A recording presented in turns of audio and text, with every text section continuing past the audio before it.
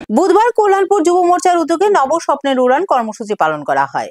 এই অনুষ্ঠানে থেকে মেধাবী ছাত্রছাত্রীদের সংবর্ধনা প্রদান করেন প্রদেশ যুব মোর্চার সভাপতি তথা বিশালগড় কেন্দ্রের বিধায়ক সুশান্ত দেব। কল্যাণপুর মণ্ডল যুব মোর্চার উদ্যোগে আজ নব স্বপ্নের উড়ান কর্মসূচি পালন করা হয়েছে।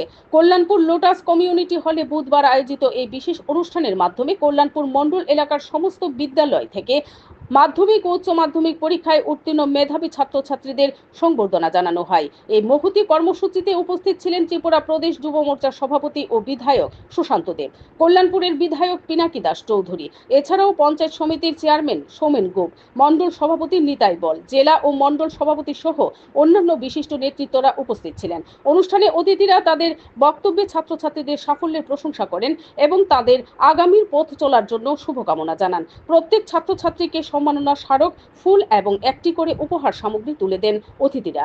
সারা অনুষ্ঠান জুড়ে এক উৎসব মুখর পরিবেশের সৃষ্টি হয়। নব স্বপ্নের উড়ান কর্মসূচির মাধ্যমে কল্যাণপুর মণ্ডল যুব মোর্চা সমাজের শিক্ষা বান্ধব ভাবনাকে বাস্তব রূপ দিয়ে ছাত্র সমাজের পাশে থাকার এক সুন্দর নজির স্থাপন করেছে।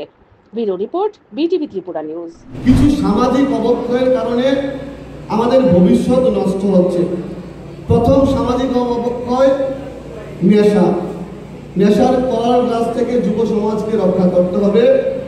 নেশার বিরুদ্ধে আমাদের প্রতিবাদ করতে হবে, নেশার বিরুদ্ধে আমাদের সোচ্চার হতে হবে। দ্বিতীয় সামাজিক অবক্ষয় বাল্য বিবাহ।